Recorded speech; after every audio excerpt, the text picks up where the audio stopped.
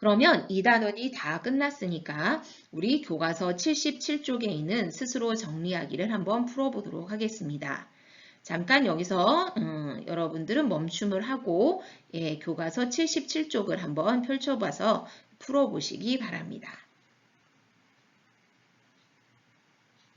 그러면 선생님과 같이 1번부터 답을 맞춰보겠습니다. 포화 상태인 공기 1kg에 들어있는 수증기량을 g으로 나타낸 것으로 기온이 높아지면 증가한다. 무엇에 대한 설명일까요? 네, 포화 수증기량에 대한 설명이죠. 공기의 포화 수증기량에 대한 실제 수증기량의 비율로 기온과 수증기량에 따라 달라진다. 자, 이것은 무엇에 대한 설명일까요? 네, 상대 습도에 대한 설명이었습니다. 공기덩어리가 주변과 열을 주고받지 않고 팽창하는 현상, 무엇일까요? 네, 단열 팽창이고요. 단열 팽창하면 팽창하는 데 필요로 하는 에너지를 내부에서 써버렸기 때문에 공기의 온도는 낮아지겠죠. 자, 구름이 생성되는 경우는 공기가 상승하는 경우입니다. 공기가 상승하게 되는 경우들이 몇 가지 있었는데요.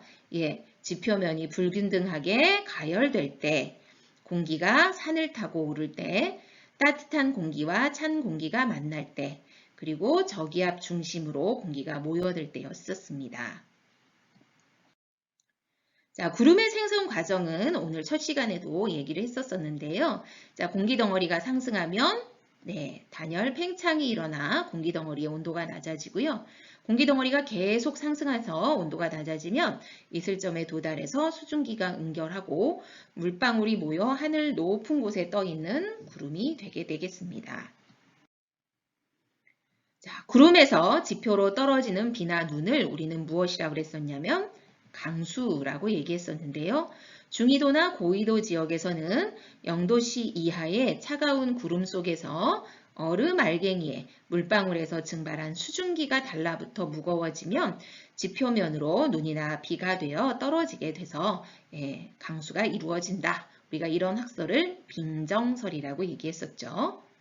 저위도 지역에서는 0도보다 온도가 높은 구름 속에서 크고 작은 물방울들이 서로 부딪히고 합쳐져 무거워지면 비가 되어 내리는데요. 이런 학설을 병합설이라고 이야기했었습니다.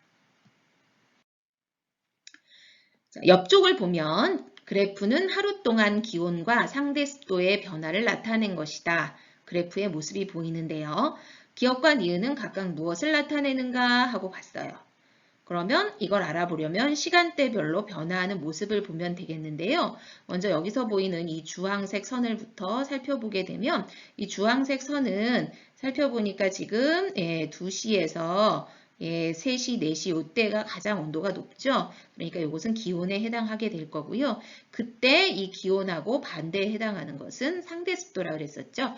선생님이 맑은 날엔 기습반대 이렇게 했던 거 생각나시죠? 그래서 기억은 바로 상대습도를, 니은은 기온을 나타냅니다. 그러면 기온이 낮아질 때 상대습도는 어떻게 변하느냐? 서로 반대이기 때문에 기온이 낮아지면 상대습도는 높아지게 되겠죠. 지표면 부근에서 상승하는 공기덩어리의 온도와 상대습도는 각각 어떻게 변하는지 쓰시오. 온도는 당연히 점점 더 낮아지겠죠. 지표로부터 멀어질수록 지구 복사 에너지의 양이 줄어들기 때문입니다. 그러면 상대습도는 어떻게 될까요? 온도가 낮아지면 포화 수증기량이 적어지기 때문에 상대습도는 높아지게 됩니다. 포화 수증기량분의 실제 수증기량 곱하기 100이 상대습도이기 때문이죠. 그림은 구름에서 비가 내리는 과정을 나타낸 것이다. 가, 나 중에 우리나라와 같은 중위도 지역의 강수 과정에 해당하는 것을 고르시오. 그러면 중위도 지역에서는 빙정설이니까 얼음 알갱이가 있는 것을 찾아야 하겠죠. 그래서 답은 가입니다. 우리가 등교 수업 시간에 그리고 이제까지 원격 수업 시간 동안에 2단원에 기권과 날씨에 대해서 공부를 했었는데요. 다음 시간 원격 시간부터는 우리가 이제 3단원을 나가게 될 거고요. 그 다음번 등교 시간에는 등교 수업 첫 시간에 선생님이 일기도 분석 수행평가를 실시할 것입니다.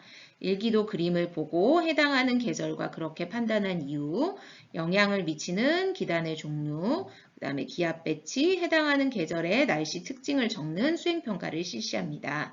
여러분들이 등교 수업 시간에 배운 내용과 원격 수업 시간에 배운 내용을 잘 이해하시고 수행평가를 잘 치를 수 있도록 미리미리 준비하시기 바랍니다. 다음 시간에는 운동과 에너지, 등속 운동과 자유낙하 운동 중에서 운동을 기록하는 방법에 대해서 공부하겠습니다. 이제까지 공부하시느라 수고가 많았습니다.